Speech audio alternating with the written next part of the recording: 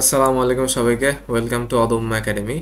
আজকে আমরা জটিল সংখ্যার বর্গমূল নির্ণয়ের শর্টকাট নিয়ে আলোচনা করব। তো জটিল সংখ্যার বর্গমূল নির্ণয়ের শর্টকাট এটা তোমরা 3 থেকে 4 লাইনের করতে পারবে।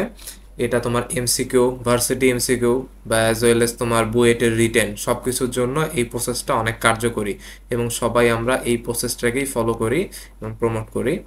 সো আজকে চলো এই প্রসেসটা নিয়ে আলোচনা করি। তো জটিল সংখ্যা বর্গমূলের শর্টকাট এটার সামনে কি করতে হবে বা কি করতে হবে এটা তো জানতে হবে। যেটাই শর্টকাট হোক আমাদের সবার আগে জানতে হবে যে এখানে আমাদের কি করতে হবে। সো এখানে আমি একটা উদাহরণ হিসেবে নিছি -7 + 24i, এটার আমাদের বর্গমূল নির্ণয় করতে হবে। সো এখানে যে 24i যেটা আছে এটা আমার হচ্ছে ইমাজিনারি পার্ট, কারণ এখানে জটিল সংখ্যাটা আছে, জটিল অংশটা আছে i, এবং রিয়েল পার্ট হচ্ছে -7, এটার সাথে আর কিছু নাই। তাহলে রিয়েল পার্ট কোনটা? -7, এবং জটিল পার্ট কোনটা বা হচ্ছে ইমাজিনারি পার্ট কোনটা? 24। তাহলে আমরা যেটা করব শর্টকাটের জন্য, এই যে 24 আছে এই 24কে আমরা 2 দ্বারা ভাগ করব।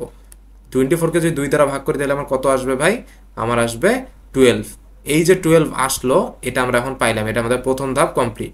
দ্বিতীয় ধাপের জন্য আমরা কি করব? দ্বিতীয় ধাপের জন্য আমরা এই 12কে আমরা গুণনীয়কগুলোকে লিখব। 12 এর গুণনীয়ক কি কি আছে? 2 আছে, 4 আছে, 6 আছে, 3 আছে, 3টা মিস করে গেছিলাম, 2 3 4 6 এবং 12। এখন আমরা এটার মধ্যে এমন দুইটা গুণনীয়ককে নিব, এটাকে আমাদের কি আকারে লিখতে হবে? এটাকে আমাদের লিখতে হবে a প্লাস আইবি আকারে। কিভাবে লিখতে হবে? a প্লাস আইবি আকারে। তা a প্লাস আইবি আকারে লেখার জন্য আমার দুইটা গুণনীয়ক লাগবে, যে দুইটা গুণ করলে আমার 12 আসে। কি আসে? 12 আসে। তো কি 2 আর 6 গুণ করলেও 12 আসে, আর আমার এখানে 3 আর 4 বাই যেটা পরে লিখছিলাম 3 আর 4 গুণ করলেও আমার 12 আসে। তাহলে আমরা নিব কোনটা? আমরা নিব যে দুইটা কাছাকাছি গুণনীয়ক। কাছাকাছি গুণনীয়ক কোনটা? এই 3 আর 4। কারণ কি 3 আর 4 কাছাকাছি, তাহলে 3 আর 4 এই গুণনীয়ক দুইটাকে আমরা নিব। তো আমার এখন দ্বিতীয় ধাপও কমপ্লিট। তৃতীয় ধাপকে আমরা কি a প্লাস আইবি আকারে লিখতে হবে। তার মানে কি এটা দুইটা অংশ আসতে পারে 3i প্লাস 4, অথবা দ্বিতীয় অংশ আসতে পারে কি 3 প্লাস 4i। এখন আমরা লিখবো কোনটা? দুইটাই তো আমরা পাইলাম, এখন লিখবো আমরা কোনটা? এখন এটা করার জন্য আমরা এই দুইটাকেই বর্গ করে যোগ করব। বর্গ করে যোগ করার কারণে ফলে যদি আমার এই রিয়েল পার্টের সাথে মিলবে সেটাকেই আমরা আমাদের অ্যান্সার পেয়ে যাবো। এই দুইটার মধ্যে একটাই কিন্তু অ্যান্সার।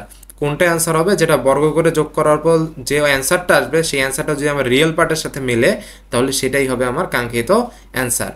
তো আসলে আমরা 1 নাম্বারটাকে বর্গ করে যোগ করি। যদি 1 নাম্বারটা বর্গ করে যোগ করি তাহলে কত আসবে? 3i এটার উপরে হোল স্কোয়ার, তারপরে কত 4 এটার উপরে হোল স্কোয়ার। তাহলে আমার কত এখানে আসতেছে? 3i 9i square. I square মান কত? -1। তাহলে কি -9 প্লাস 16। আমার এখানে আসলো কত? -9 প্লাস 16 কত হয়? 7। আমার এখানে আসে কত? রিয়েল পার্ট -7, আসছে কত? 7। মিলছে? মেলে নাই। তার মানে আমার এখানে প্রথম যেটা আমরা লিখছিলাম এটা আমাদের হচ্ছে না। এখন দ্বিতীয় কোনটা লিখছি? তার মানে দ্বিতীয়টা অবশ্যই মিলবে, তো আমরা করে দেখি।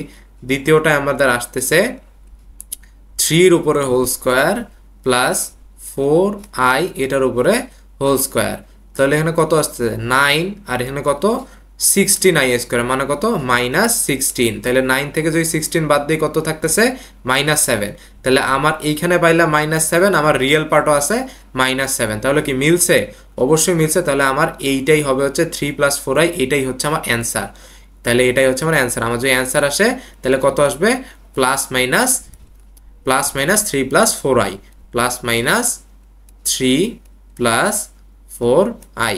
এখন কথা হচ্ছে ভাই এইটাকে আমরা এই 2 লাইন গ্যাপ দিয়ে লিখলাম কেন? যদি রিটেনে আমার যে এমসিকিউ আসে তাহলে 3 + 4i আমরা যে পাইলাম মুখে মুখে বেরোয় বা হাতে করি, প্রশ্নের পিছনে করি, যেখানেই করি না কেন, এই 3 + 4i যেটা পাইলাম এটা হচ্ছে আমার অ্যান্সার।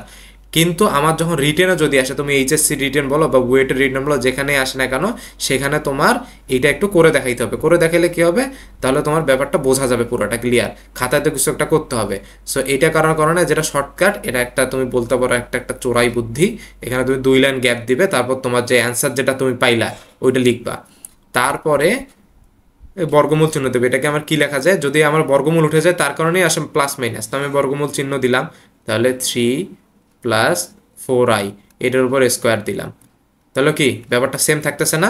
তারপরের যে উপরে লাইনটা আছে এটাতে আমরা এটা সূত্র ফেলো, এ প্লাস বি হোল স্কোয়ারের সূত্র কত আসতেছে, 3 উপরে whole square plus 2ab, 2 into 3 into 4i plus 4i এটার উপরে স্কোয়ার। তাহলে কত আসতেছে আমার, দেখো এই দুইটাকে 3a² 4i হোল স্কোয়ারের উপর আমরা এটা আগেই কত পাইছি, এটা আগে জেনে -7, আর এটা 2 প্লাস 3 ইন্টু 4i কত হয়, 3 4 12, 12 হচ্ছে 12 দুগুণা 24। তাহলে আমার এই পার্টটাই ফিরে আসতেছে। তাহলে আমার অ্যান্সার কত আসতেছে ভাই, এই যে 3 প্লাস মাইনাস 3 প্লাস 4i, এটাই হচ্ছে আমাদের অ্যান্সার। তাহলে আমরা পুরো প্রসেসটা 2 থেকে 3টা ধাপের মধ্যে করছি এবং ম্যাথটা আমাদের এই 3 লাইনের মধ্যে হয়েছে।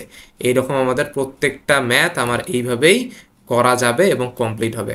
আশা করি তোমরা ব্যাপারটা খুব ভালো মতো বুঝতে পারছো। ধন্যবাদ সবাইকে।